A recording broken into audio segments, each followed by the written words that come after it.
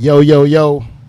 What This up, your man? boy Antoine the Source. What's up? This knowledge, man. How y'all doing? It's your boy Flynn. What's up? This is Unspoken Conversation, episode 40. It's Yep. It's On a little different 420? today. Yeah, we're a Yep. little different today, too. And we're in the H. You know what I'm saying? We're in my Yeah, you hometown, brought us Houston, home, Texas. man. And we got some special guests in the building, man. Some of Houston's finest representatives.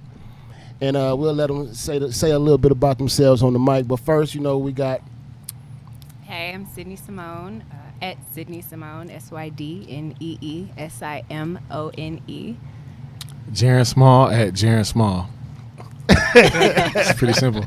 And I'm Valdez The Barber at Valdez The Barber. Hey, man, we got... And I want to say, first of all, we got some very special guests. First of all, we got Sydney, who's a dope artist and just a dope individual, dope female.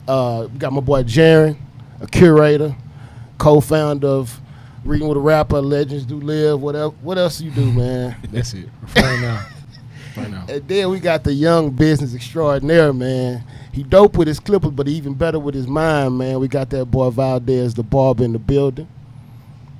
Man, first of all, man, thank y'all for coming out, man. Yeah, man. We appreciate y'all guys. It's a national holiday. Y'all pulled us out on 420. Yeah, so. man, but hey, we had to get y'all before y'all was too zooted. You feel me? Like, I don't know if everybody partake, but even if you got a contact, bro, you might be a little slow and a little sluggish on the mic. So we got y'all before y'all started the festival. Hey, while we playing, the young generation, the Generation Zs may vote this in as a national holiday before we retire. For Hey, sure. man, that'd be dope. Wouldn't that be something, though? That would be great. I was just telling Simone, I just made hemp and CBD oil. It's legal now in Texas. Yeah. So, it ain't too far away. But you still can't buy liquor on Sundays? But Wow. it's because of the highways. I agree with Who that. needs Y'all- liquor? But like what's Texas the difference highways. between Sunday and Saturday? Right. Or Monday. Like, it's the same. It should Oh, not. well, you can't buy liquor it's on the- Thanksgiving. Hey, man, here we in Dry Texas. County, man. Really? Yeah, But yeah, when man. I moved here from Arkansas. But we got the Red Cup Chronicles over here, so the thing is we partaking right now, man. But first of all, man, so I'm gonna start off with my left, man. I guess, with Valdez being the youngest in the room, man, we're gonna let him go first as far as basically telling people a little bit about yourself, where you from, and just go, tap in with the Unspoken Conversation listeners, man. Okay, for the listeners who don't know me, my name is Valdez. I go by Val. Most people know me by Valdez The Barber. I'm an entrepreneur, speaker, and motivator out of Houston, Texas. Barber as well. A little bit about myself. I came in this game probably about 5 years ago. I was 17 years old. I went through a lot of hiccups during my childhood, juvenile, high school dropout, never seen a day of my 12th grade year, and found barbering and just fell in love with it and just went full speed. Coming to the game, my main focus was how can I be different? How can I stand out? How can I, put my niche in this game to make me stand out and make me grow faster? And like I said, with that love and with that passion came, success and growth at a excel rate, Right. compared to a lot of people. So. Man, that's dope, man. And I want to make sure, first of all, by giving you your flowers, especially with the loss of one of our great rappers, and Nipsey Hussle. And this is a lesson, pretty much, of giving somebody their flowers and giving somebody pretty much their reverence while they're able to actually accept it. So from Unspoken Conversation, first of all, the fact that you made it through the being a high school dropout and not allowing yourself to be a statistic was real key with me, man. That's why I really wanted to bring you on, because the difference, what I can say about our three guests, is everybody's taking their different paths to get to a place where they're basically able to make them, basically show themselves as what they work and all of the effort is going into. So, 100%. and like with you being a business entrepreneur at such an early age, and like we got Jaron, somebody who he left corporate America, went in there and basically betted on himself, man. Tell the people about, a little bit about yourself, where you from and what you got going Yeah, on. so I'm from Mo City. I went to Privy University. After graduating in 2012, I started my nonprofit, Legends Do Live, where the mission is to fund and equip disadvantaged youth and communities through workshop programs and events. So in short, we pretty much try to give kids money to go to school or bring more resources back in schools that get cut from a creative standpoint. And then we recently just founded our literacy program, which is under Legends Do Live, called Reading with a Rapper, where we teach kids how to read and write through rap, lyrics, content, and tech. So we're literally breaking content down from rappers and showing figurative language and all different other stuff that rappers may use or they don't even know they're using to show kids like every day that when you listen to an album is really a book. When you listen to a single, it's really a story. So it's just about how you really decode that and really express it to kids. And we're banking on that kids can learn how to read and write faster because how we give them the information. We use headphones, computers, music, and we actually bring the artists that they study. We actually bring the artists into the classroom to help them teach the class. Man, that's dope. Man, you actually had Meek Mill about like 2 months February. ago? We had Meek Mills. So basically, tell us a little bit how that kind of came into fruition. So Reading Rapper started in August 2018. So just to put that in perspective, we started this last year. Yeah. Our first event was at the Microsoft store, and we was doing like one school a month, like up until like December. But I always knew like Meek was coming to Houston for his tour. But it's actually what Valdez just said. He said he was in juvenile when he was in high school. Like one of the statistics that we saw when we was doing like all of our research when we were building the company was like 85% of the kids that interface with juvenile or are in juvenile, they're functionally illiterate. So they can't even comprehend wrong from right. And comprehension comes from not knowing how to read. So we was like, okay, if we can take the one thing that puts them in juvenile, which is hip hop, to be the one thing that keeps them out of it, we felt like it was like this is a win-win. Correct. Yeah, it's a win-win. So with Meek, him having the whole justice reform organization, coalition, and him being who he was when he got out of jail, we thought it was like a good cross bridge to like, okay, how can we really like bring this together? Because our whole tagline is when culture meets the classroom. So we feel like a lot of kids today, it's not that they don't want to learn, it's just that you're not getting the right information because they're on their phones now. So the traditional way of education just sucks. Put the medicine in the Yeah, can. it's just boring. Yeah. So what we did wasn't something far-fetched. We just did it. You know, so like we approached him. I think we like talked to his management at Rock Nation. They was like, yes, like immediately. They didn't even hesitate. It was like, yes. But it took us like 3 months to plan him to be there for 30 minutes. Wow. And that's a good use case for like, I learned it's two type of initiatives. Now you got STEM and then you got STEAM. Yeah, you know, 100%. that's a good use case and a good example of how to integrate, you know, the STEAM initiative that they're trying to move forward with the arts. Yeah, it as well as integrates the technology. everything. Like it's, like I said, for us to start in August, and we probably touched over like 5,000 kids, and we haven't even did the actual curriculum yet. Like we just been doing pop-ups. Okay. So like the pop-ups are just to get people to understand like what it is. But we actually got a 2-month curriculum. And where they can find your nonprofit at? Reading with a Rapper. So it's Reading WA Rapper on Instagram, Facebook, Twitter, and then readingwitharapper.com. Spelled the correct way. Okay. Cool. Yeah, Dope, man. And so that's 2 out of 3 of our dope guests. And then we got Sydney over here in the corner, the lone representative of the female coalition. But she knows she coming repping it hard. So, Sydney, tell them a little bit about yourself. Ooh, what do you want to know? There's so much. Oh, man. What are we privy to at this moment? How much time do we have? I'm not sure. We got about 90 minutes. Because, you know, our last conversation was It was dope. That's why I had to bring you on, because we were going to get into dating. And the reason I wanted to get into dating, because we all come from different, like, backgrounds and also different age brackets. You know, you the oldest, right? No, I'm not. I'm actually not this time. Hey, he love to throw this age bracket in him, bro. No, the reason I do it because I feel like Bro, I live in milliseconds. No, the reason I say that because you got to think is you see so many times a disconnect between generations. It's not really age; it's generations. It's like you can be 2 years older than somebody, but what you saw at the key time in your life was a lot different than what he was. 100%. Yeah. And so, what I appreciated about Sydney is Sydney has always been somebody who goes to the beat of her own drum. Like, for sure. but and so because the thing is you'll see Sydney, you'll be like, oh, she's very attractive, you know, but she's laid back, and so you like you kind of intrigued, but then you see she does art and it's just like she has an aura, energy about her. So I wanted to tap in on that because we had a conversation about dating and just outlook and guys. And it was a little different, you know. It was definitely different. What was that, like a year ago? I can't remember. It was everything at I bought artists. Shout out to that boy Wise Guy Art. It was at his bachelor party weekend. She was the only chick riding with us the whole weekend. It'd be like that. Fun times. Hey man, that's why I really got to appreciate him because you don't really notice that the fact that it's the only chick. It's just she just blended in. She was right there, Right. and she had some great commentary. So first of all, just let them know where you from in Houston. South side of Houston, South Ceophalia. First. But no, I'm from Houston. I've been traveling and living a bunch of different places since high school. Like where?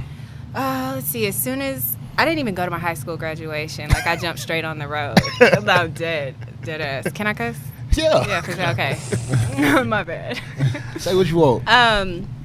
I went straight on tour with theater, so I had like a theater background growing up, like from 5 on, and then got a taste of that and went straight to New Orleans. Oh, is that better? Yeah. Okay. Straight to New Orleans, then Atlanta, and then where did I go after Atlanta? Back to Houston for a little bit, and then You was in Cali for a minute. Huh?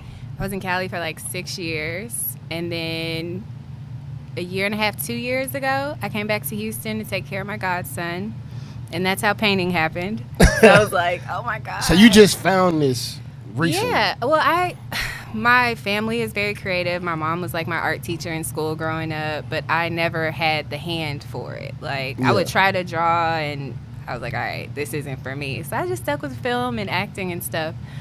And then by accident, I started painting. Like, I think it was some flip-flops from Michael's we were playing around with at the house. And I was like, oh, this is kind of fun. Yeah. And then I was like, okay, let me try a canvas. And I just tried it. And it, like, my first pieces are super trash. Like, super trash. I don't know if I'd ever post it or show anybody You now. should, though. But my mom, like, has them hanging up in her house. I'm like, please, like, take this down. But, I was coming back from Cali, and personal life, career life, just super on pause to take care of my godson, and it kind of drove me crazy. So it was like a weird space, like trying to find my footing, being back in Houston and not knowing like what groups or people to be around to get into the film community that wasn't that existent. Right. So, you know, I just felt stagnant. So I did like, you know, living your every day in a place that's fast as Cali, and then coming back home and literally being a full-time babysitter. Yeah. It was like, yo, what am I doing? Hey, like life was on pause. It a was little on bit. super pause, and I was like, what am I supposed to do? Okay, 4 hours a day, I'm in the carpool line. I got to find something, either a way to make money in this line or something to keep my creativity going. So I started doing closed captioning. Okay. Just to get a check. Like, what? How do you even How that's did you even interesting. get into Yeah, I didn't do that. So I would like tap into friends that were in the industry and just ask like, what can I do just sitting still? And they were like, you know, do closed caption, which was pretty cool initially because you're watching movies a different way. Yeah. And, you know, you do like 3 movies, you can get like $800 a week. And then you tap into documentaries. And no offense to anybody doing documentaries, but doing the closed caption for it is like, yo, you're somebody that has never been listened to your entire life. It's a lot. That's the point of the documentary. Yeah, but these are just like random people. It's not a documentary So you it's would not watch. interesting? Like, So you no. couldn't like pick which ones you want to do or nothing like that. No, they would just send me files and I'd be like, okay, So what's the please be weirdest one good. you ever got? So, like, probably messed up for me to say, especially like this weekend. I'm not going to say the name of it, but I'll tell you what it's about. Oh, Lord. It was faith-based, and it was about the guy that made this really popular, what do you call religious music? Gospel. Gospel song. But it was a white guy, so it was like, my God is an awesome Yeah. God. That dude. It was, God was an awesome God. yeah. I don't Dude, think I that, heard You don't know that's that like song? at every white church for For real, they they sing praise and that. It's a worship. huge My song. God is an awesome God. He reigns. There you go. There you go. It was that Hey, song. don't act like you don't know it. Hey, shout out to Little Grove. Don't act like you don't know. song too. Yeah.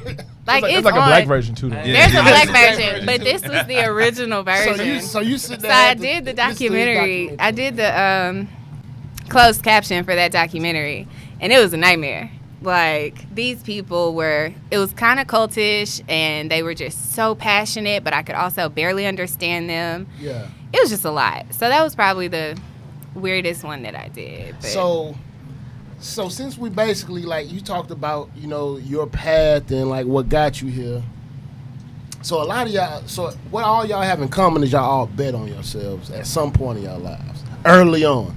Like Valdez, you know, basically like tap in with us. Basically, how did you feel going out into your field and getting your start without having the quote unquote high school diploma? Did you feel like basically like it's either this or nothing?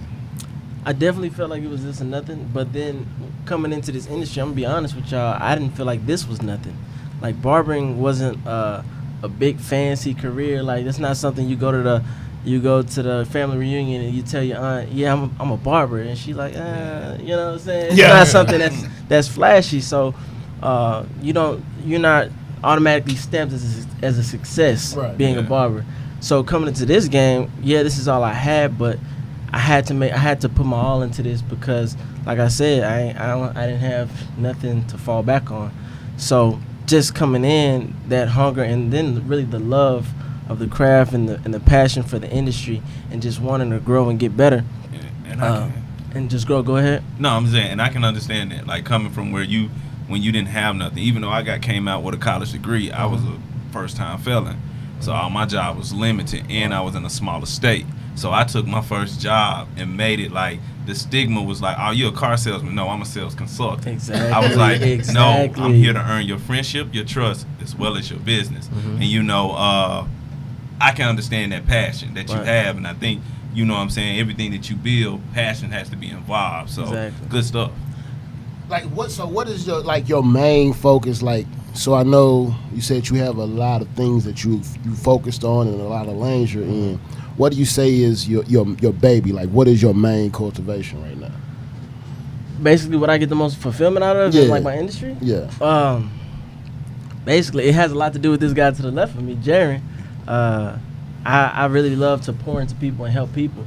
In my career, I've only been a barber for 4.5 years, and I've helped some of the biggest barbers all over the world make thousands and thousands and way more money in their careers. Okay. I've had people like LeBron James barber and people like celebrity barbers from all across the world come to my classes from all over.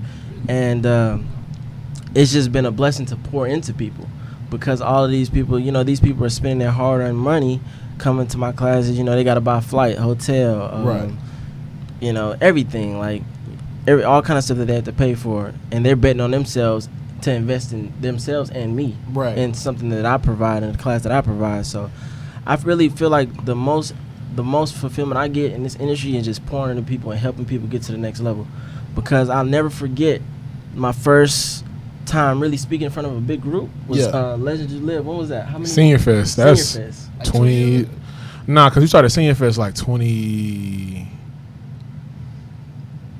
I want to say 13, 14. So it's probably that's like 2 years ago. Yeah, it was like 2 years ago, and Senior Fest, and I was like the main speaker. So that was your first big group. That was my first big group. That's awesome. And it was just, I always knew like I loved helping people, but it's a certain feeling that you can't really describe. Right. When you get in front of a group of people who really are, so they were seniors, and you're in that age, like you don't know which way you want to go in life. There's a lot of depression going on. There's a lot of hurt going on. Like they don't anxiety. know. Like a lot of anxiety going on, and to see somebody that they could relate to. I think I was 21 at the time. Yeah. I was 21 at the time. That year I made like $161,000. So to see somebody come from where I came from, and then to where I was at that time, we show my story. Yeah, the documentary we did. Yeah, we show my story as well in depth. So dealing with suicidal thoughts, anxiety, depression, all of these things that these kids are dealing with, but they never come out and tell nobody because they feel like nobody can relate. But here's this 21-year-old dude who's only 3 years older than us, and he's telling us that this is where he came from, this is where he is, and he's willing to help us. He's willing to talk to us. And the feeling I got when I got off stage is when that first person came. The line came. It took me like 7 minutes. I was just waiting, and when that first person came to talk to me, it was a line all the way down the auditorium. So what was that feeling? Y'all can kind of share on this. Like, what is that feeling like when you see a younger generation clinging to what you're saying? Because you're raising your godson, and you're pouring into graduating seniors, and you're actually assisting with that at a younger age. So I guess. First off, we'll start with Jaron, my bad. I know him from the Gap. So, but no, Jaron, like, what is that reward? Like, basically, kind of building off. I think it's like our life purpose. Essentially, like, I tell everybody, anything that anybody's doing, it has nothing to do about you. Like nothing. Like whatever your gift is, whatever your craft is, it has nothing to do with you. It's about helping and inspiring other people for them to realize that they have something in themselves for them to do something. So, like to be around not only kids, but like we're K through 12, so we like elementary going into college. Right. So when you be around kids and they see that you're not too far removed or you look like them and you're doing something, it's just the exposure piece. Like they don't get to see access and opportunity all the time. Yeah. So when they can see it at a young age and just look cool, they down. Yeah. You know, but it's like it's really priceless. You really can't put a price or a feeling on that because like for a kid to walk up to you and they're going through something that's like really deep in them, they might even tell their parents. They come tell you, Yeah. like you can't. I can't explain You it. feel like you leading your purpose. 100%. And so, Sydney, do you feel like, with you coming home to help raise your godson, do you feel like this is part of your purpose? And also just kind of, what have you learned and what was your growth process of basically helping cultivate and build a new mind?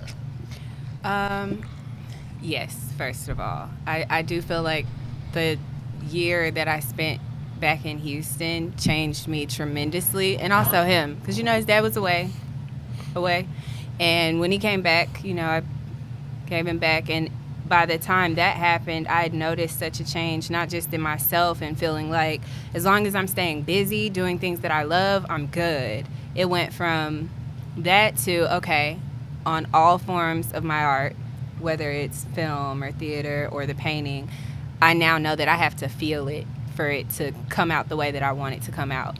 Painting didn't happen for me until I started to feel and understand, like really look inside and see, okay, what are you feeling? Why?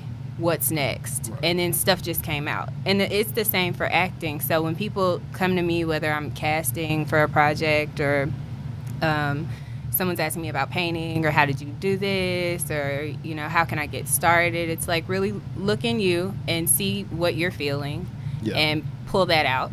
And you'll create whatever magic you have inside of you. But it's mostly it taught me first. And once I was able to verbalize everything that I was feeling, I was able to express that to other people. So it's like, look in you. Selfless energy, man. That's what we're building on in 2019. We done had a little powwow of the minds, dope, serious talk, and I love being able to build on this. But can we get nosy with our guests? We like to get nosy with our guests.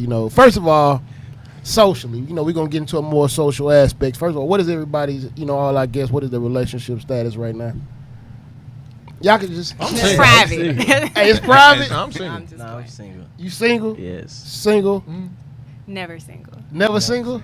Why do you? All right, we're gonna go with that. Nice. So we gonna build on that. Why are you never single?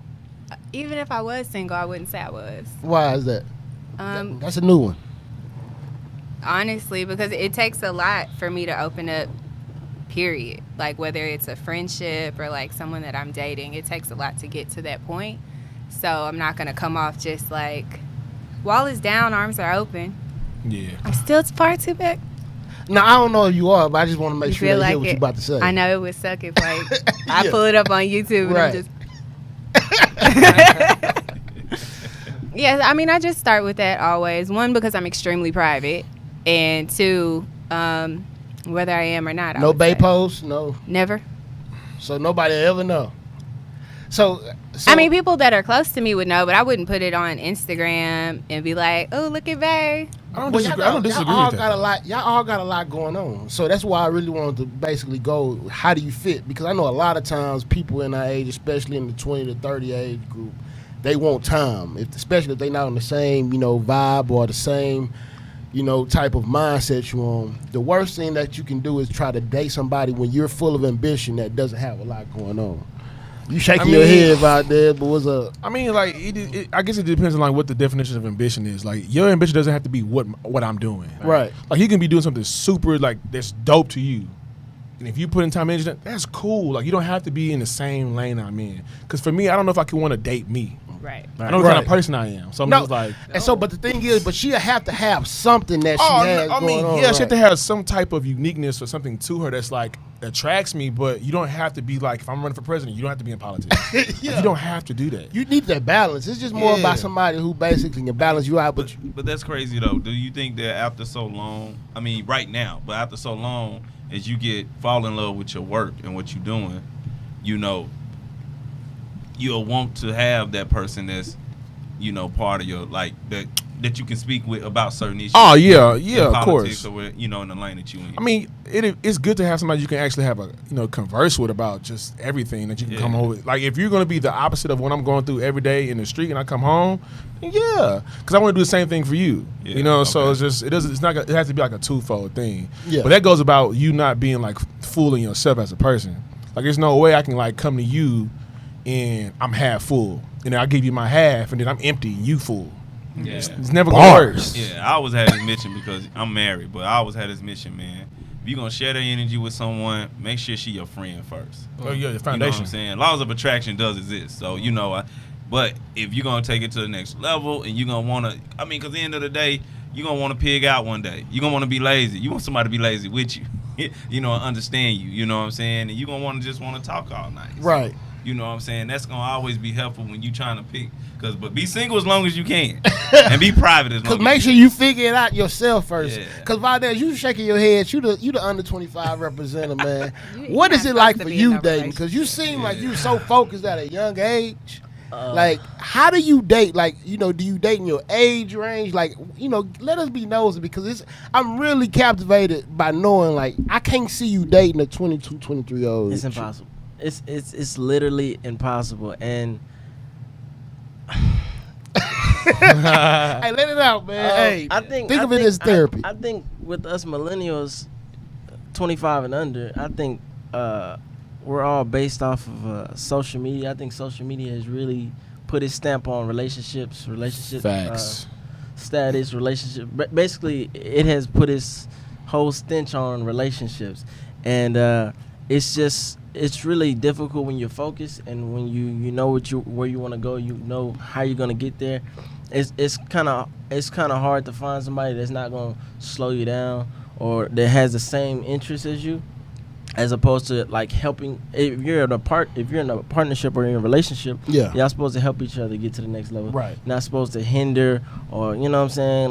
Y'all gotta have the same. You shouldn't be in competition with my passion. Exactly. It shouldn't be like that friction, Right. And a lot of time, especially most people my age, still don't know what they want to do with their life. Right. So, and with the knowledge that I have in not just my industry but just business period. Yeah. I need somebody that I can bump out. If I'm talking to you, we not just always gonna be bullshitting. We're gonna be talking about positive. I want to be able stuff. to bounce stuff I off. I want to be able to bounce something off your head. Maybe you can give me some advice on my business. 100%.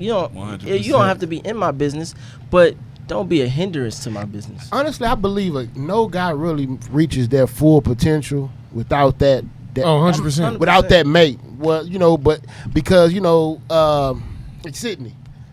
Dude, I'm waiting. You see somebody under 25 and you see us over 35. I mean, over 30, 35. We all over the place at the table right now. No, we all over the place. I'm 32. So what do you look at now? Do you feel like what you're looking for in a guy or your outlook or what attracts you is different? Has it differed over time, and how has it differed over time? 100%. Honestly, it changes or changes, maybe either one, often. Yeah. Very often, because you have to, I had to learn who I was, Right. and what I wanted, and what I was willing to change in a sense, or grow into, or accept what was too much, what was not enough. I had to learn all of that about myself before I could consider myself in a healthy or potentially successful relationship. So it really started with me. So I didn't know that in my 20s. It was like, I like him. He cute. He tall. He fun. Let's see. Ooh, we're going to go do this. Let's go do this. Right. I'm with the shits, But then it was like, you fun, but you just fun. Have you found yourself starting to date people that you wouldn't normally talk to back in the day, or? I can't say that I had a type. I never had a normal type. I literally would be like, tag, you're it. Let's try some shit. I in my past have walked up to a guy and been like, I like you. What's poppin'? Oh, so you shoot. So yeah, that's another thing in 2019 I love about women is that they shoot their shots. They do. They do. Sure. You have to. Yeah, and it's like a time thing with them too. They be especially the older they get, they be like, yo, listen, man. I got a time constraint on my life. Like literally, I want kids. Like, because what else? We I'm don't not have with a the time bullshit clock. though, man. But we thought y'all would understand that because growing up, y'all would be like, man, I never thought I'd see 21, 25, 30. So it's like, so you feel me? Like, Yeah, but we don't know how much I mean, time I think we go back got. to like Valdez. Like the social media part makes everybody act weird. You may not subconsciously you don't even know you're doing it. Right. Like you just be acting weird when you approach a woman or you approach a guy. It's like, let me see what you look at on Instagram. They'll go to people building club now. Let me get your Instagram. You Right. go down there just like pretty much profile somebody. Yeah, and they not even. Yeah, they'll never know. And they're not who they are on Instagram in real life. And that's Hell crazy. no. It's But you got a whole persona that you like. Oh, I Yeah. know this person. But y'all you wasn't know. paying for the background check. Oh, See, look. No, they be doing I'm that. going Wait, all the you way pay back. for background What? checks? I got the annual membership. What is the app? Hey, She's not gonna I'll get tell it you. out. Well, Yeah. what's I'll the tell wildest shit you found out by just like doing a background check? I've seen I got the idea before when I had a government job, and I was just like, I'm not gonna tell y'all where I worked, but I was just like, you know, Just checking on just people. yeah. Hey, they got mad at me because when I was at a mortgage company, I used to Google celebrity that was who had mortgages. Yeah.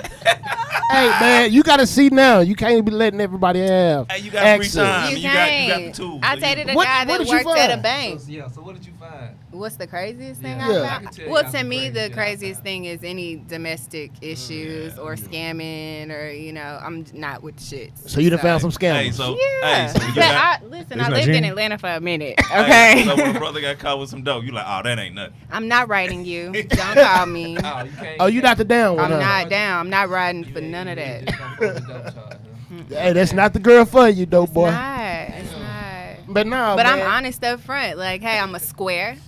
Yeah, it's true. I'm a nerd. No, but that's the problem. I feel like at a certain age you start accepting who you are. But when you're younger, you try to force Right. yourself to be something you're not. Like, say for instance, so you say you're a square. So at some time in your life, I'm sure you wanted to date the dude that was the complete opposite. Many different types of dude are the complete opposite. No, what I'm saying is like, And so I you say you the tried, square, yeah. so you go outside your comfort zone Yeah. to basically see if you can hang. Guys do that too. Hey, like Jeremy, you ever had like the round the way chick that you tried to keep up with or something like that back in your college days? or something? Well, college that's gonna be hard because I ran my college. What's Oh, round all the way right, so, shit? all right. It's hard. You see, he, You hear him? you You hear him? Hey, we gonna be riding it. Well, I was a student body president. I had the Hey, highest. bro, I forgot. Okay. Hey, You so no, we gonna go into that. Okay, how? All right, did you notice? The change when I got in. Yeah, when you got that 100%. position. How So was like the at the change? time, it was even hard because I'm at Privy. Yeah. I'm the student body president, and I got a girlfriend. Right. Yeah. And so like the night I won, you start getting. That's when Twitter's like popping. You start Yeah. getting DMs like they didn't care if I had a girlfriend or not. Because certain girls were attracted to power. Like you're that guy. Like I can literally make first anything. lady around there. No, but I can literally like, bro, like in college we all know. Like when I won, my meal pen got paid for, my housing got paid for. They paid me. I had an office. Yeah. Like I can literally financial aid. That wasn't an issue anymore. Like I could. That was when I was like, this is how life works. Yeah. The more that you really like get into stuff and get active in network, stuff just gets hella easy. Yeah. And then to say you can call me, but like, yo, man, somebody dropped me from my class. I could call the financial aid director, like, yo, fix this, and he literally it's fixed. Oh Damn, shit. I'd I want to guess- be your friend too. You know what I'm What? saying? Like, so it wasn't like a. Hey, power is an intoxicating. It was hard thing. though, bro. It was super How hard did to you have handle to have a girlfriend. And I was with her for like 5 years. Like my whole collegiate career, I was with a girlfriend. That was dope. Yeah, but it was Hey, hard, bro. Like that's she what I'm got supposed to have my memories, whole though. face. No, I'm She supposed to got- have Hey, my. you, so you I'm supposed to have my whole Have you face. taken your whole face? I haven't. Hey, Okay, I'm in it right now. Bro, though. you know, let me ask you this though. So you was with her for 5 years when you was running the school, right? Mhm. So and you single now. Yeah. So at some point that fell apart. Yeah, cause Did you feel like, God damn? I nah, should've it wasn't known this that. all I think we the just maxed out. time. For real. Yeah, cause it was just certain things where I wasn't being a cheerleader Yeah. in a sense. Like she was giving me everything I want, but I wasn't giving her everything she needed. So, cause I was so into me, what I was doing, I lost sight of like, yo, this is a person here. So And took the time out to sacrifice all the shit I was doing. I didn't even take the time like to just do small shit. So Yeah. you wouldn't constitute that relationship as a waste of time. No, definitely wasn't. I don't think any relationship was a waste of time. yeah, that's what I Especially said. in She your 20s. on her end, when you look back, she probably got great memories now. Like she probably like, But I also was, she had a growth because Yeah. she grew with She you. dealt with Oh, somebody yeah. with power at an early age. Yeah. Even if, because whether it's your power in this way or it's power with millions and influence, power is power because it's an outlook. Like, Sydney, you can speak to that. Like, it's an attractiveness, whether it's man or woman, of having somebody in authority, in an authoritative figure, you know, because you see them move. 100%. I mean, also, I'm a girl with daddy issues. So if you have, like, no, I'm honest about it. Oh, for if real. you have, like, just that confidence about you, just that role where you're a man's man and you let me treat you like a man and you treat me like a woman, that shit is so attractive. Like, Yeah. of course, who's not going to be attracted to that? Hey. What do you say? Hey, bro, peep this game, dog. Nah, I mean, I agree with that 100%. I think, I agree with that. Every woman Gotta wants be to be al- taught. women You like ever heard alphas. the Yeah. scenario of like no girl wants to do that, walk into the party, nobody want to dance with. Oh, yeah. That's true. But that's anybody, because you think of it like this. That guy doesn't want the woman that no one else doesn't But how want. come when a dude's single, like no one, you ever notice when a dude's single, nobody want to fuck with him? As soon as you get a girl, it's like soon as you Because- start even entertaining somebody, They want, what's up? they can't have. What's up, Sid? You got you. Because it looks to us like it's a reason don't nobody want you. Like, why is nobody on your head? Together, his life together. No, What if I because just it wanna lets be- us know. but like, it just still like need to be y'all somebody on are my going through ass, that, though, right? Yeah. Well, you're just not showing it. So you a little player with it. Okay. Okay. I'm past the player game. Like, unless that female is in that state, you're going to be, if you're in that stage right now, you're going to be fucking with the young 20 girls that are like, No, you'd be surprised. Oh, you like cougars? No, but so like Valdez. Hey, you ain't Hold on, wanna- listen. For where I'm at right now, my space, like I just turned 29. Like what I'm doing, like no one's Oh, really doing you're what I'm doing in good. my space. A lot of older women think I'm older. Yeah. I thought you were older. You see what I'm saying? I'm do not that an all- older woman, though, fam. Got you. I'm just saying, but Get it it right. happens all the time because it's just my maturity level, how I carry myself. Yeah. Yeah. And so when I'm doing certain things, I'm moving. I'm with the mayor. I'm doing certain things. Yeah, so it's like, I wanted to get into that shit. yeah. So of course, yeah. when they find out me 29, they be like, damn. Bro, so say what happened. So I really want to know how this social media shit works from other ends. You know, I'm a little more bland than all y'all are. So I gotta live through y'all when it Valdez comes to be doing social these media. lives. It's scary. You know, me. like he got a K in his followers. You know, Yeah, he got a dot. like 36K. Like Yeah, you got the dot. So you when got you- the blue dot, when bro. you hit a DM, you know that shit ring a little different than a nigga with large. 500 followers. Like, Yeah. hey, you ain't never tried to flex your DM muscle. I bro. did. Cause I said, like my whole career, I've been head down straight working. Yeah. And then last year I looked up. I'm like, Yeah. Last year was my first year where I could just look up and be like, wow, like as far as like career wise, like how far I've came, just being able to travel every week and just really experience, just some of the perks that comes with success. Right. And I'm not gonna lie, I ain't gotta be cool to kick it. Like in high school, I was like 6 man on the basketball team, so I wasn't lame, but I wasn't like. Oh yeah, you women- still you women had wasn't- swag. You women wouldn't beat my door down. Though, Right, you know what I'm yeah, saying? yeah, And yeah. then now I'm a barber. You know, I'm 18. I'm staying with my mama. You know, barber school. Let's rewind to barber school. No car, no job, taking buses. You know, to get to school. 3 buses to school, 3 Pussy buses rate back. is not high. It's zero. It's zero. Zero. Unless I'm going out just wasting all my time really chasing it. It's zero. And then you start building a career, and then I built my career to last year, to where now I'm doing classes. I'm flying all across the country. Pretty much my name is getting out there. Then that's when the attention starts coming, and me not having what Jaren said, a whole phase. It's like, well, damn, I don't want to slow down. Man, But you damn- 23, Man, man. You Bro. got plenty of time. Bro, for you a got- whole phase. you You got got- 3 whole phases. Let me tell you something, bro. I just went to Jamaica like 2 weeks ago for my boy. He just got married. It's vice versa. It's so many different women around the world. To say like right now, like bruh, even men. It's a lot of men. You know, so like, it is a lot of men around the world for girls. So there's so many different women. So for you to be like, I don't know if I want to have like, bro, you won't know what you don't like until you try it. Right. Right. First of all, before you get into a serious, if you're in a serious relationship, I apologize for what I'm about to say. But before you get into one, thank you. Before you get into one, travel. For sure. Go experience everything. See what you like, who you are, before you really tap in and try to like tie down. Yeah, you know what I Yeah, mean? it's okay to wait till about 40, 45. Don't listen to that. Like, Don't listen to that. No, George Clooney. Like, look what he done, man. You're gonna be George Clooney at a be the old preschool, man. like No, I'm tired. I'm You don't want to be that dude in the 39, club. Because you 39, don't even know 40. where you want to be. You know what I mean? And that all ties into relationships. So Sydney, you know, as a woman in today's age, do you still believe in marriage? Like, do you still believe in it? Honestly, there's no wrong answer for some people, for some people. For some people, answer. you know, I asked my dad that last night on some cunty shit. Like, Yeah. just asked him because whatever. I'm not even going to go into it. And I really wanted to know because I feel like if you believe in marriage, you have to be accepting of divorce. And I'm not. Like, I feel like if you go in, and this is it. Like, but it's not really something you have to do. I mean, I've never been married. I have friends that are married that all tell me never get married. And the guys. Like, so I feel like if a man is telling me that, it's like, all right. No, and you know why I think people, because I didn't tell people that it's they your friends and they seeing it from a third eye view on how you growing. So they like, Don't do it right now. like that's what I'm saying. Don't do it right now. Like, I was lucky to find my wife in college. I went to Arkansas Pine Bluff. So, you know, I met her. Nah, man. Hey, we just stole y'all coach, didn't we? We Y'all won high swag school and coach. best. No, we stole one of y'all high beat y'all school. in swag. HBCUB, folks. Hey, we talking about this. I was like, Hey, what? swag this year. we'll recap 19, not 18. We'll recap in 19. won swag. Good job. However, though, I met my wife when I was 19. I pulled up on her. You know what I'm saying? My homeboy told me, you need to hook up with this person. But however, when I met her, she my wife, we became friends. We didn't date till I was 28.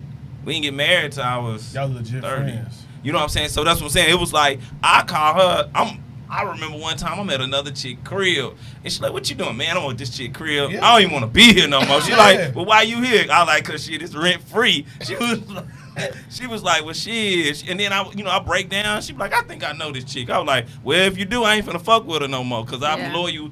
It was more about being loyal to her because I saw something in her, and it was always good to create that foundation of just being friends. Like, now it's like we taking trips together. You know what I'm saying? It's shit. We'll sit around the house and, like, for example, I'm watching a series of Bosch and she don't care. You know what I'm saying? I want to Y'all go can out. enjoy each other's Yeah. company. Yeah, so am I. and Our I feel foundation like strong, that's though. the easy part. Like, I'm a great friend. Like, you can have all the fun with me in the world. It's the girlfriend shit that I don't have down yet.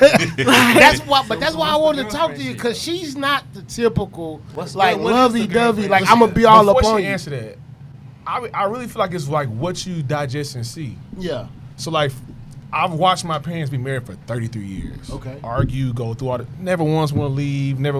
And that's my wife So foundation. when I see that for so long, of course I approach relationships differently. So like, if I have an argument with Sydney, I'm like, yo, we had an argument. That's supposed to happen. We're growing. She's gonna be ever evolving. Yeah. I'm gonna be ever changing. It's about me willing to have an argument with her. Right. You know what I'm saying? I'm willing to do this with her for the rest of my life. That's cool because it doesn't go against all the other stuff that she brings to the table. Right.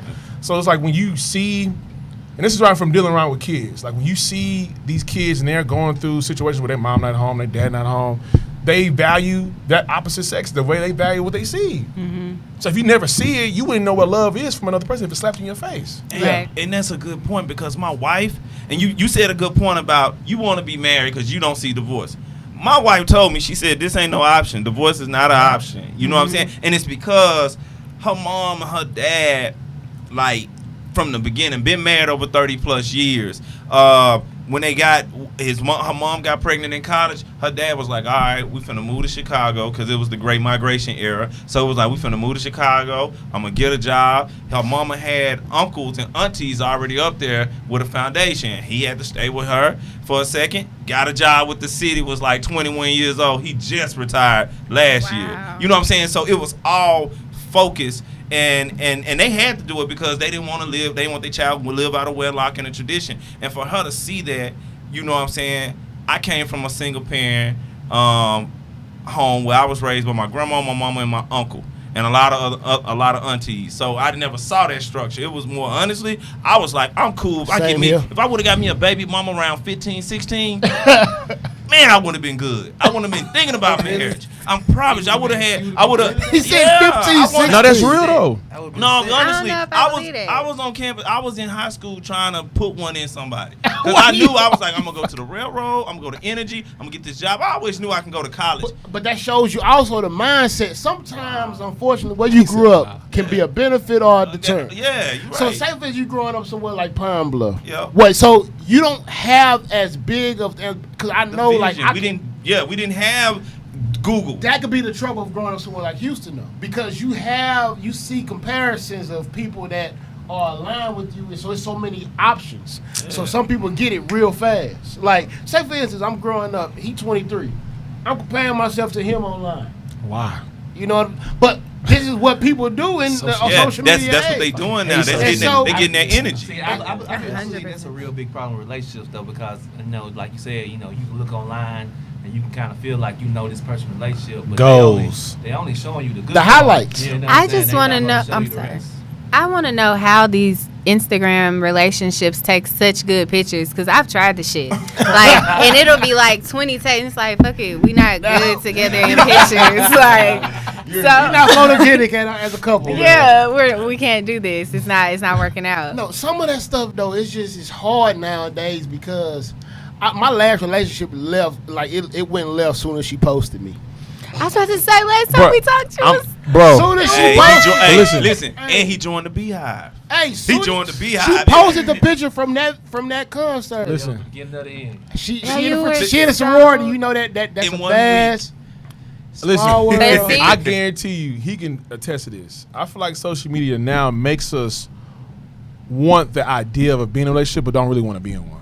It's I worse. 100%. That's always been the Right. case. I'm not- Most I'm not people- making most it people been easier. wanting Anyway, it's just that like when you think about your parents or your grandparents, there's some skeletons in that closet. It's a time, you might have a little friend down the street look just like your granddad. You know what I'm saying? But everybody cool. It was discussed back then, and everybody. I got a homeboy that had a situation like Yeah, that. but nowadays that shit ain't gonna never die down. Like he literally grew up across the street from his friend for his whole life. His dad was his coach, the All-American family, his mom and dad, and his best friend's mom was a single parent. They started fucking around. His best friend's mom and old boy dad. So think of that. So I say all that to say, a lot of times what happens is, unfortunately, access is a dangerous thing. Because having access to things, because it's just like being a beautiful woman and being a rich guy. You have access. So it's like you have to have even more character when you have a privilege or when you have a gift, because you have to have more discipline. Because think of it like this: you 23, you making 6 figures, you can really be out here wilding and just kind of throw it up to young age. You know what I'm saying? Sitting, you a gorgeous woman. I'm sure you have guys coming to you. You can be like, I can We play talked through about these this guys. last time. That's not a thing. But what I was, That's not a thing. but the perception, if you, all right, they might not approach you, but you get looks, I'm sure, right?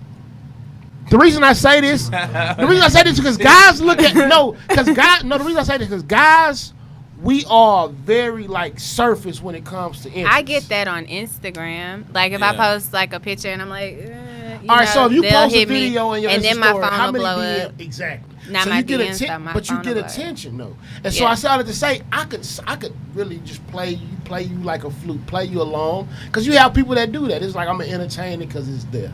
You know what I'm saying? Yeah. And so it takes a lot of discipline to not take advantage of somebody, because unfortunately people open themselves up. And I say all this to say because I've been on both sides of the spectrum, where you pretty much like open yourself up, or you see somebody's open and it's like, damn, you willing to do that for me? I ain't gonna turn it down, or you know what I'm saying? It's like, what do you kind of draw the line? And it takes you pretty much like growth. And man, I can understand where you coming from with that, because one thing men have to challenge themselves. You have to be monogamy at one point. I mean, at least among yourself, as well as at least one person try it. You know what I'm saying? And like you, brother, I was always looking. Look, I skipped my whole phase because I was always looking to be monogamous with this one chick in college. I was once I found it. You know what I'm saying? But it's a good challenge. Because then you'll learn how to understand a woman. You'll our peer, you know, man, well, however. But me, it was women. So you understood that woman, and you always felt like empathy on helping her grow. You know what I'm saying? Then sometimes it runs its course. Early, No. But sometimes, like you said, it runs its course. Sometimes it just, you guys get to a level where you're going to be like. It did its job, bro. It did its job, and y'all look back at it and be like, man. The reason that I was say cool. that, the reason he got it early, because I'm an admitted fuckboy at some point in time in my life. You know what I'm saying? Like, I feel like that's the first thing of getting over being a fuckboy is admitting that you were a fuckboy. You know what I'm saying? Like, Fuckboy you put people on block cars and shit because you can't deal with them that day. Or, you know, so I say all this to say. That's too much work. Man, you a fuckboy. You know why you a fuckboy? You naturally forgetful. I'm not still a fuckboy. No, you ain't gonna put that on me. You just forget shit. You ain't gonna. I went to sleep. I went. My bad. With me being single, it's really hard for me to kind of like maneuver nowadays because I'm 32, but I'm single. So a lot of people, they either married or they're looking. It's very few women I meet in my age bracket that are just like, fuck it, what it is what it is. And so I'm somebody that I build off of organic energy and vibes. Every relationship I've been in wasn't planned. It just happened organically. But when you get into your 30s, women don't work on organic energy. Yeah, you gotta have a plan. I don't think we should say. I don't think we should generalize and label that to all. No, the reason I say that, I'm just saying it as the reason I say that. cannot. I'm giving y'all credit in saying that it's like because women. That was no credit. The reason to say this is because women have options, and so That's the perception. No. It's 1,700 I'm going off of of this. us All right, to one of y'all. I don't care how much you say it. At the end of the day, some women when it have comes to options. intimacy, Yeah. I guess I'm If you giving got everybody the 100,000 benefit of the doubt. followers, like I that feel like alone everybody is gonna get got. you. I feel like okay, when it comes to sex and everything like that, women control the narrative.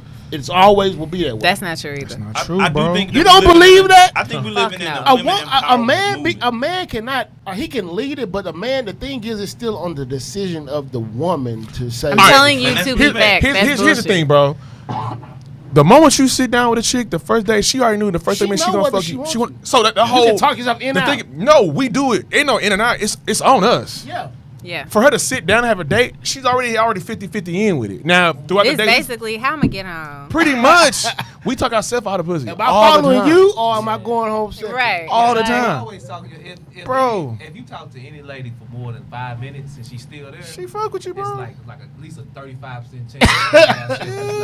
Yeah, we And she already stay there for 10 scoping minutes. you out, okay, with that And mouth low key, look I feel like women are. We think that men are like way more sexual. Man, nah, bro. No, they're not. Especially And your but that's- 30s. But that's why I say it because a lot of times what happens is, as they get older, they just get more privy to the bullshit. So it's like I can see through the They bullshit. just want you to be honest. And that's what it is. But a lot of guys, honesty is the hardest thing for us to get up. The reason I say because I say a lot of guys. The reason I say a lot of guys. our women don't want No, honesty. Yeah. the reason I say a Y'all lot. don't want that. No, Yeah. I Say say they a lot want of guys kind of like they don't give that woman the credit of knowing like you can just really approach me and just be like this is what it is. Like because if you think about it, every woman you've been honest with, whether it worked out or not, y'all still have an understanding Bro, or respect. women have a gift of discernment. Like they know when you really a fucking nigga or not. Yeah. They just know. That's the gift God gave them. They can know after a conversation, your energy, like this nigga really not about the shit. Now, what I think sometimes where a woman fuck up is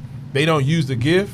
Yeah. They're like, I feel like he can might be a change fucking him. nigga. Bro, you can't change this nigga. Like cannot. he gonna have to Y'all do it do himself. like projects. Yeah. I don't know who you talking about. No, the big I can't stand a the thing is, project. a lot of women are like, cause black women are the leading demographic as far as business owners, education, everything like that. So a lot of women are kind of like, man, I ain't gonna find nobody equally yoked, but I'll kind of like I'll make some concessions. Man, I think If that's the thing, right now the you project is generalize. them. No, the reason, Yeah, you no, really no, are. I'm going off of statistics. The reason I say that because Statistics. I'm going off because a lot of women have spoken about, oh, I can't find a guy that is quote unquote on my level. So that's what I hear so much of like, what is on your level? I saw to say, basically, get out of the fact that this is what I like and just take somebody for face value. I think a lot of I times. mean, I don't think you should do that. Once You- if you keep building your value, you should go for what you want. Like But you gotta- women and men. You don't 'cause know what you want though until you get it. But I mean, you know enough, man. You know the integrity of a person. You got enough information to know the integrity of a person, man. I And like, say whatever you want. out there, like in my experience, like I got a lot more women when I was just like, hey, what's up, drunk, just real, just out there, as opposed to just me being Calculated. Like, I'm Chris Fleming, software engineer. Yeah. Like they don't really never Shit, give me no same. pussy, you know what I'm saying? But me being out, wilding out or whatever, then that always got the attention. You know what I'm saying? So. Yeah, but flip. But the You thing just is, broke down 2 different strategies, bro. That's it. Yeah. That was it. Yeah. You know what I'm saying? One strategy, you got this segment of women. You gotta- The but you other gotta strategy, gauge. You gotta do But it conversation rules the nation in every arena. I feel. No comprehension. Build on that. Build on that. Comprehension. No, build on that. Like I feel like everybody has their way of communicating, and just because let's say we talk all day till we're blue in the face, and just because we've both expressed ourselves eloquently and we've gotten to our points and our rightful areas, doesn't mean that we're comprehending what the other person is saying. So just because I can communicate doesn't mean you're getting. It's not resonating. You know what I mean? Yeah. Effective communication. Correct. Yeah, good job. And just working in a collaborative environment, just being a team player, it always helps. You know what I'm saying? I mean, empathy goes a long way, but when you're Good selfish in what you want, it's hard to empathize with or for your partner when you aren't getting your needs met. So then it just becomes a constant battle, and it's like, you can't hear me. And like you said, some of the selfish things you don't even take notice until afterwards, like the little things, like be on time. You know what I'm saying? Oh, I hate that. I'm like, a stickler for time. Yeah, Same. like you gotta, For and real, you at that's least, a yeah. You called me at 2:59. I said get here at 3. So if you got a girl you into her and she just late all the time, that's gonna mess That means up you're gonna be your- late on stuff for yourself. Yeah, it's For real? like, Yeah. and it is, yeah, me too. Yeah. Like late and just procrastination. Like it's okay. Like I'm an impatient person. You know what I'm saying? So to have a little procrastination is cool, but a lot of times, like you find someone that's a lot more procrastinated than you, like that. You know what I'm saying?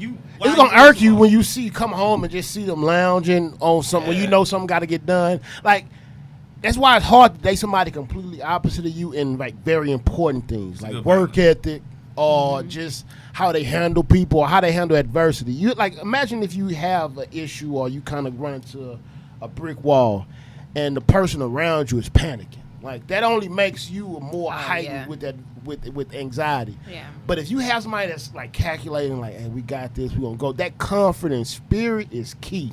That's why I always say, who your mate is can really determine your long term goal. Because a lot of times it goes into what you're getting into your base when you go home. Because your home is supposed to be a quiet place in your comfort zone. And if you coming home to bad energy, or you coming home to somebody who's pretty much not really a cheerleader, Yeah. and because the thing is, even though you're great and like you could be an at-home mom, an at-home dad, and this person could be a 5-star citizen in every way of the world, but y'all both got to be cheerleaders for each other. Yeah. And it takes it takes a great person to be a cheerleader for somebody, because a lot of times what it takes is selfless energy. Well, You know what I'm I saying? think it's easy in the start. You know, in the beginning, it's probably a little easy to be a cheerleader. Then, as opposed to once you've been with this person for everything. Now, it's not just like the shiny gloss that was on the outside. It's like all this person's deepest secret. Yeah. It's hard to still cheer them on at that point than it is. Why? Because it was just everything that's fresh is better. You know, like Ooh. a lot of dudes will tell you. All right. I'm listening. No, I'm the listening. reason, that kind of piggyback. So imagine your guys, you met him, he was making 6 figures, he was a marketing executive. We'll just kind of throw something out there, and he loses his job. I've been there. That one Go part ahead. of the plan. But some people, the thing is, when you met him, That was like, this. Yeah. it was this. Now you But I back. lost my job, and so 2 weeks goes into a month, into 2 months. So you kind of cool with it for that month, like, oh, you'll bounce back. We got savings. But then you start realizing he's losing a part of himself, or she's losing a part of They himself. 'cause definitely you can do. kinda, so It's now hard it's for on me. you to kind of carry the load as far as like getting me up and my energy up. So that's what a cheerleading is kind of at an all-time high now. It's like, I got to get you out of the funk, not only for yourself, but for us as a unit. Yeah. I mean, personally, I've been there where even if it was like 3 jobs that I really didn't want to do, had nothing to do with what I was trying to do, because if I'm living on my own with my career path, I can make it. I'm good. Yeah. If I'm in a relationship, it's like I might pick up odd jobs here and there if it's not a film check coming in or I didn't sell a painting, you know what I mean? So it's just a different type of hustle. But when my ex from like God, history books ago, lost his job, it was like real estate, you know, Yeah. and the market had crashed. So it was like, you good, like don't worry about it, we'll figure it out. And I didn't have a problem with it at all because I was like, we're a team, like the foundation is laid, we'll figure it out. And if this doesn't come back up, then you'll find something else. But until then, I got us.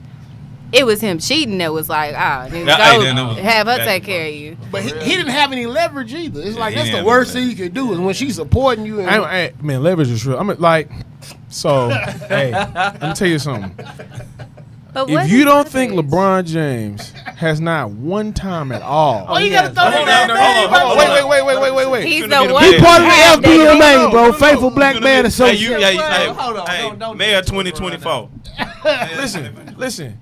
I'm pretty sure at some point Savannah has like thought about like maybe, but like maybe. LeBron has so much leverage, bro. Like, say he cheats, right? Hypothetically, he cheats. She Yeah. finds out. She leaves. Where's she gonna go? Who's she gonna talk to? You can't date her, but I mean, God. Who else she gonna talk to? Wait, what do you mean? Like, Why? I'm talking about. It's Yeah, just like, like- it's like I'm Somebody saying, talking to him. not saying that she couldn't get a person, she Any couldn't lady get a man, you but it's can like, get Hey, if $250 you've been with somebody for I'll so talk long at this But he, level, Hey, bro. like, where are you It's going? kind of no. It's kind of Honestly, like your. like, It's you kind of could like your have- 5-year relationship. Yeah. She ain't like that's what you ask her. She Like, is- where she you the gonna same. go? She gonna be like, I got the tools. To No, get what I no, want. facts. I'm talking about just the level of man. Like, bro, that's a The level of man. Look Bro, at this is the most. Well, it This is says the- a lot about his level when he did that, and it's like, you know, there are certain things different people can with take. you. That's not but I one do, thing that but, she but can the thing take. is, I do say this though. He's the most Like, influential rapper you got to in the look at world. it this way Where though. are you going? In this day and age, you are also the stock you come from. So if you dated a billionaire and you no longer date him, it's not like you gonna go back to dating 9 to 5 guys. You Yes, it already is. Yes, it is. You think I so? just feel I'm like telling you, it is. Hey, have you you, just so, hey, so it have just you be that gone lucky have guy. you gone through anything as far as like dating one guy on different spectrums as far 100%. as what is there like A name, nah. no what I'm saying no I'm not People saying trying to get name you a no job all day. Yeah, I'm like, no sheesh. I'm not saying name I'm saying like is there like okay was there a stark difference as far as like the quality of the relationship? Relationship, life, like everything. Like, yeah, there's perks when you date somebody that has not just power, but strong finances, you know, but it's also a driving factor in how they treat you. Yeah, So where you may get cool shit in life or like material things, you're lacking in time, affection, I can fly you out. Well, you need to- I mean, and that's you know, I interesting. can Like, get it's- flued out to go do No, some I cool agree, shit, and I it's agree. like, oh, I'm not gonna make it. Like, bring your mom or your homegirls, and it's like, all right, well, this is great. Yeah. Oh, I'm sorry, I missed that. Here's some jewelry. Like, oh, thanks. Yeah, I mean, no, the regular. I get it. Like, but I know Jay-Z was like, Beyonce, who else can you talk to? I'm pretty sure. Like, he did honestly, that. who else could she talk to? It doesn't have to be a look at Rihanna. Look at But Rihanna. like, Rihanna, Beyonce. Yeah, It's two exactly. Yeah, different yeah. people. But no, people. that's a good example. But it ain't. I mean, it's a Come good on, example Steve. because of their lifestyles.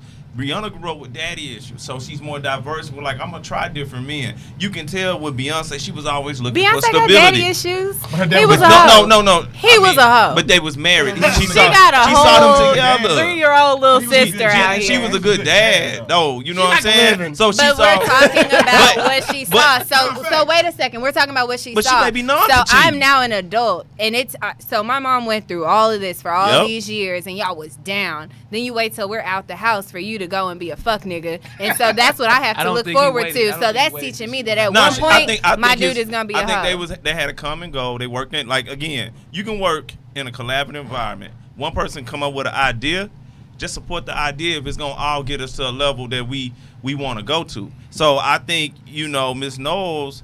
I mean, she saw it. He was a businessman here. She was an entrepreneur here. So I mean, this is H-Town. Man, you know what kept I'm saying? them And one together. thing I mean, H-Town. This is what I want to lead into a question like. You guys, it's hard. Like we from Dallas, but we don't. A lot of people don't live ain't from Dallas, but we live in Dallas now. You guys are from the age. You know what I'm saying? And what do you love about it? Like, what do you guys love about it? And what I mean to make you guys to really be like proud. I done been to keeps you here? Chicago. Yeah, because I know. What talk- makes keeps us you better there? than y'all? What- Like, what's the Nah. question? No, what keeps you in Houston? Yeah. I'm not in Houston. Well, me being someone who travels a lot, I love Houston because of the economy. The cost of living is very low. Family. And you know, really. So I go to Chicago every 2 weeks. Okay. And I would say the difference between Chicago, well, for one, the weather. The weather is cold. Of course. My flight got canceled last week because of a snowstorm Right. in spring. In So In April? yes, in April, Yeah, April 15th. yeah. But I feel like the economy, the cost of living in Houston is very cheap, as opposed to the diversity of the population. The population is high. In my industry, I would say there's not a lot of good barbers in Houston. So for everybody in our industry, the ratio for that is also good. The population, like we said, the population is high. And like when you go to places like Atlanta, like I love us, but that's just It's too It's a much. lot. that's too much of us. That's too much of us. Like that's Atlanta is the only place I went to. Atlanta, you see black people. Bro, But you know, Atlanta, I got bad I service. like Atlanta though. I do. And the thing is, I do. I call Chicago, Atlanta, Houston our black triangle, because it's really like, I mean, you got LA, you know, guys, y'all been in New York, you know what I'm saying, but those three triangles like a mecca. Like I come here, it's like seeing the southern side of Chicago. He to be notices honest the with difference. You know what I'm He saying? was telling me that like you can see a lot more ethnic Yeah. flair in Houston than you do in Dallas. Yeah, Dallas bruh, is more like- of a, You- it's more of a gentrified area. You know everywhere. what? I just saw broke Asian people for the Yeah. first time. Where at?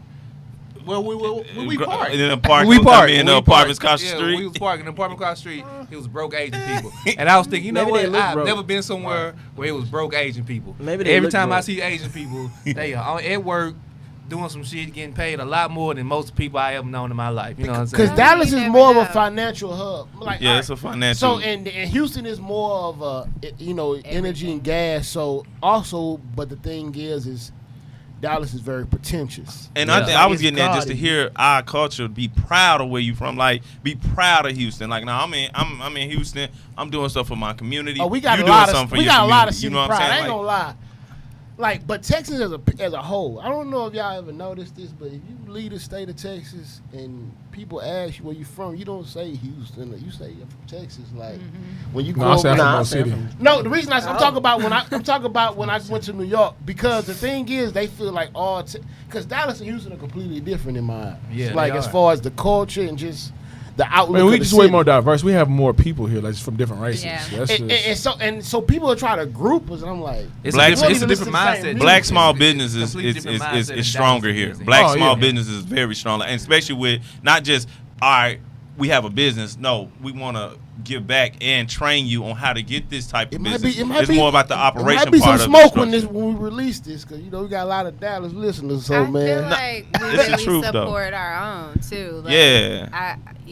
I was playing earlier with Dallas. My dad and a lot of my siblings live there, so I've spent quite a bit of time, and we're just rivals. Yeah. You know, but I think Dallas is more of a place you retire. okay, Like I you feel can you. go out there and It's get more laid back. land and just Yeah. be away from everything and Right. everybody. But in Houston, I mean, you can do the same. you gotta thing, go. for sure. You gotta go. Yeah. And- So it's really just like, I think it's the makeup of the city also, man. Like Houston is more of a place you gotta get it how you live. But before we get out of here, each one of y'all, like, what is coming up? Like, what is the ultimate goal? If you want to either share with us what your ultimate goal is, or what's just coming up on the horizon, Yeah, or what drop a people- jewel for. Yeah, you know what I'm saying. So Valdez, what's up with you, man? Well, starting off with me, just so these past couple years, my main thing has been focusing on entrepreneurs who are basically already established in our industry. So my class is $650. So pretty much the only people that can afford that are people that are making a lot of money, cutting a lot of hair. They already business owners, school owners, stuff like that. And this year, my brother is actually in barber college now. So it's kind of like everything that I want to give him, because I'm a giving person. Yeah. Everything that I want to give him, show him, I want to show everybody. Yeah. So it's kind of like I'm reforming my brand to really reach back to the barber college kids and adults, because there's been times in my career where I wanted to quit, man. Like I went a whole week with making less than $100. Like, Yeah. and it was certain people that was pushing me to keep going. And like, I want people to understand that I started cutting hair in barber college. I might not get a $2 tip. Like, you know, from being a professional, now I'm making $12 a cut. Like, Yeah. I worked my way up the ranks from $12 cuts to $50 cuts to $60 cuts, and now tomorrow, Chris, come here, Chris. I want to tell you, Chris. Hey, Come man, on, bro. boy, Chris, Yeah, thanks, come here. man. Come on, Come here, bro. man. Chris. You and his clients. come man. here. Right, right. Come Come here, on, man. Come What we? on, bro. Come here. Again, huh? Because You know, hey, I don't know how you doing. Because Chris, I brought Chris in here because Yeah, man, Chris, go on the mic, bro. What's Chris up? is, I'm finna pass him the mic, but it's certain things in this field, this barbering career, that I want certain people to understand. Yeah. Because I see people fall off the wayside, and I think back to, like, man, like, what if I would have quit? Like, I would have never experienced what I'm experiencing now. Right. But I want people to understand that when you go buy these houses and you see these big ass mansions, like, they started off, they had to make the foundation. They had to do all the groundwork for the mansions and build it up. Nobody just pop, now there's a mansion. But when people see finished products, when I'm not even finished product, but when they see people successful, they feel like, you know, but they don't realize that, like I said, I started from It was some $2 sleepless to nights. $5 to $12 to $50. Yeah. And now I started teaching classes, and I started making money off of classes, and now I get flued out. I get Flued flued out. I get flued out to do Bag and toe, huh? I get flued out to do service, flown out to do service all across the country. Yeah. And some of my best clients, like I said, I go to Chicago all the time. And some of my best clients, what's tomorrow? Easter? Yeah. Easter, I charge over $5,000 for one service. Haircut. For one service. I guess you would never goddamn. touch my head. But see, No, we got to get that 360 for you, brother. But see, these are things that up and coming entrepreneurs can never even comprehend. But when I first got that client, I brought Chris in here because Chris was in the room. I Chris was in the remember. I room. think Chris told me Chris about was in that the room when class. I was negotiating my prices. Now, how did I get to $5,000? He wanted the hairpiece, huh? Yeah, he wanted a hairpiece. Yeah. But see, Oh, in so order, you're not. in order It's to, just not a hold cut. on, He hold on, finna do hold something. on. Oh, my bad. But in order to even charge or get to that price point, you gotta feel like you gotta know that you're worth that much. Yeah, exactly. Barbers can't even fathom being worth that much. I charge that much because I know I'm worth that much. And guess what? And Easter is double. I might not even be doing that tomorrow, but it's double. And that's how we got there. And I have clients who consistently pay me these crazy prices because you have to know your worth first before anybody else gonna know your worth. But you're doing more than just a haircut, though. 100%. 100%. Yeah, I'm doing. But and the thing is, it's a lifestyle and experience. Yeah. It's a hairpiece. I'm giving people who have no hair, and that's another thing. I feel like how much money you make is all It determines determined on your image. Not only your image, but how replaceable are you?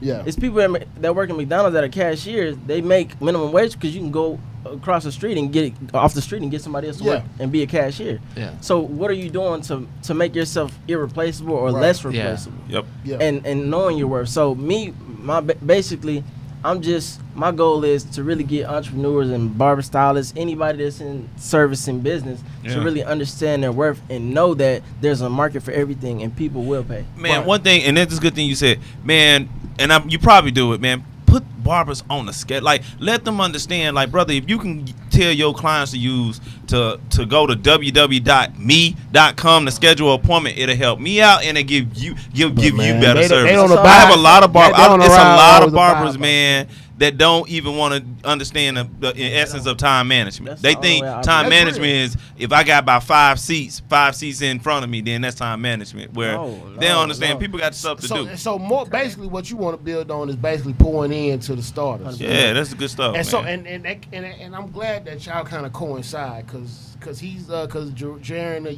you basically, you know, what you got on the horizon is kind of pouring into the people behind you also. Like, you know, what do you have on Yeah, the- I mean, working in corporate America, it was cool, but I saw how it really maneuvered. And I think also God puts you in all these different things to lead up to what you really want to do. Like from the very little thing that you might not want to do, it's all for you to understand to your master plan and stuff. So like now, working with all these different corporations to pretty much, I'm Robin Hooding them.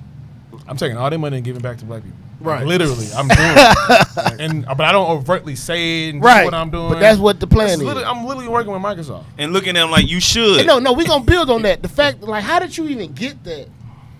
So, like, I went to my homeboy. At the time, the girl he was talking to, she had a birthday party at the Microsoft store. They let you do little free stuff. Because it brings people in the store. Yeah. Whatever. Just from a business thing. I was in like, yo, she not doing this right. I'm just like, nah. Talk to the ladies at the store over gaming. And then I was working on Reading the Rapper that summer. Then I reapproached him like, yo, what's one of y'all like worst days I have in like Thursday? Nobody comes to. Let me do an event here. I'll bring more of a black demographic because I know we don't come in here. Yeah. Only reason why we fuck with Apple is because Apple's cool. Yeah. They just grabbed that culture and put a Branding. cake around it. Yeah. That's all they did. So I'm like, okay, if y'all do the same thing, we'll just come over here. Right. And so she was like, oh, let's see. I did the first event. We had like 200 people in it. It was like, whoa. Then from there, just like I had a master plan on what I really wanted to do with them long term. So like we're literally integrating their software and technology in what we're doing. So we're moving into that AI, virtual reality, 21st century education. Yeah. But we gave them a lane that they didn't even know. Right. Like I'm in my own lane. There's no one competing with me. And so And like but you know that you're gonna notice when the copycatters come, because the reason I say that is because you're gonna notice it, because you told me about it in Cowboy, and I remember when you told me about the idea with Reading with a Rapper, and it caught my attention early. Yeah. So I just see somebody pretty much say in DC before you got a chance to get there. I could just, the reason I say so, how would you basically prevent, or what would you do basically? Because the first person is always the person that gets the leg up, because you get the brand and brand and equity. So I was gonna say, what is your ultimate goal with Reading with a Rapper? Is there like a dream collaboration? generational influence. Broad in this Generational influence. You're gonna have to, like, when it comes to the point to where, like, at some point I know during this election someone's gonna try to talk to me Yeah. because they're gonna want his endorsement Right. because of what he's in reform. Yeah. So the same thing is, I'm literally talking to a group of people that are getting ready to be the next people for the next 20, 30 years. I'm not worried about somebody that's 50, 40. They done. They already stuck in their ways. Yeah. If I can get you in 12, like for where we are right now, if I can get you to where we at 13, Yeah. bro, you're a whole different problem. But I control it because of how I give it to you. And so, like, we're Reading a Rapper, like, in retrospect, people don't really understand, like, what we really doing is, like, I control the music they listen to now. I control how they read, how fast they read, the content, and how they process information in music. Yeah. And I bridge music to a demographic that can never get to them. Like, kids are in school pretty much their whole six weeks of the year, right? They're in school for a majority of the year. Yeah. Now, your homework is to go stream somebody's music. I found another way just to promote our artist, to make him money. I'm two sides. How can you fuse it in this? I fused it, That's so. dope. Exactly. Right. And so, Sydney, what is your ultimate goal? You had the dope ass Nipsey Hussle. Yeah, that shout like wanted that. to buy. I love your timing clips. Like that was fire. Yeah, man. I know it's That was out my fire, beating man. range now. I know you done got some offers Yeah. on it. So, what is your ultimate? Glad you didn't I had respond to him. We 30 like, is this for offers on sale? it, and I'm just like, yo, I just put the whole Instagram on pause. Like, I don't know what to do. Like, I need somebody to come in and do business for me because I'm a creative. I'm wired different. It's like, so I can say, since we're short on time, like my short-term goals are turning my passion for painting and art into a business, and also grouping together women of Houston that are creatives, like not just in paintings or jewelry making or clay or herbalist, and just any type of healing and art form. I want to get us together and create a small little festival. So that's what I've been working on lately. That's It's all dope. about congregation, That's dope. getting together on Yo, one alignment. But man. it's crazy when because you talked about the Nipsey painting, right? Mm-hmm. 2 days after the same day after we did the Meek Mill, we talked to Nipsey. I was on He's the supposed talk to do a about Reading that the because, Rapper. all right, when you said when I saw y'all with Meek, I was like, bro, because it's a song, This Life, I think, like he has so many songs where it's a lot of like packaging of like just gems in there, and I'm like, he would have been a dope Reading with a Rapper artist. So outside of Nipsey, is there like an artist that you feel like I want to work with this person? Yeah. Wow. Like Wayne's a walking metaphor. Yeah, J. Cole. No, J. Cole, Wayne, Jay. I mean, all. Chance. This is Chance. These are where we create a lane to where you bring back lyricism and content, Yeah, because a lot of people now are more identified It's like the reason why. What about Cardi- Davies? Yeah, But no. But It's a certain he wants to stigma, go- like, bro, because like J. I'm Cole has a lot. Exactly, he has a depth to a lot. and of I'm his stuff. I'm decoding messages from rappers, right? To where these kids, like for instance, the event I did with Meek, I couldn't promote it the way I wanted to because I didn't want the kids that I had there to be poster kids. The kids they were all on probation. Oh wow. They were all on probation. They were literally going through aggravated assault. They was going through all these things, but I didn't want to promote them because I didn't want to make them feel like poster kids. Yeah. So for me to bring in somebody that's going through that system, speaks about reform, now to teach them not to go through it or get further through his music, it was just like they understood immediately what he was saying. Like even though with the answers that he was saying, most people at the surface level was like, okay, what is he saying? But the street shit, they knew exactly what he was saying. They can That's vibe heavy. with it. That's dope. So like he was talking about like, you see kids that look mean sometimes, they really probably mad. They going through something. Yeah. Like kid might be going through crack, his parents died on something. It was 2 twin brothers, their parents just died from crack last week. Wow. No other rapper could like do that but him because he's just the perfect blend of what it was. Right. So like when we're really nerds, when we do, like I have a whole music research department. They literally go listen to rappers like, okay, he'll fit, or this will fit, because now the reason why Cardi B wins over Nicki because Cardi B's real. Right. Like at one point it was cool to talk about fake stuff. Like it's not gonna work no The more. authenticity goes along. So like having a Cole or like decoding Cole's last album, about kids, like this is perfect. Because like you say, the middle child. I'm the person bridging the generation. Yeah. So it's just damn, man. This has been a dope ass show, man. I wish we could kind of go with y'all longer, man. So before we get out of here, first of all, I want everybody to basically plug the information where people can find you. So we'll start off with Valdez, man. Where can people find you? They can find me on Instagram at Valdez The Barber. Everything's spelled right. VALDEZTHEBARBER. Valdez The Barber. Okay. And mine's just Jaren Small, JARREN Small. Okay. Okay, I have two. The website first, sydneysimone.art, SYDNEESIMONE.ART, and at Sydney Simone at social networks. Hey, and then it'll also be posted in when we release this when we actually release the episode. Man, we really got to get y'all for a panel discussion in Dallas. Man, yeah, we got to get y'all. Dallas though. We got to Like, get let y'all us to know, man. 45. Like, When we- you out there, man, tap in. Yeah, you got to come know 45. Yeah, so man, like at the end of the day, man, it was dope building with some great thank you for taking H-Town your time representatives. It was good to come home, man, my Unspoken Conversation listeners. But first of all, I want to say thank y'all for coming and building with us today, man. It was a dope experience. So this is Unspoken Conversation. This your boy Antoine the Source. Man, this knowledge, man. Keep achieving in these streets. It's your boy Flam. If you in Houston, fuck with us. We finna do it. Shout out to that boy D-Boy. Yeah, man. Hey, Listen in action, but man, yeah, he hey, couldn't make have it, a happy but you know. Easter, man. It's 420. We out. All right, peace. Yeah, That was dope.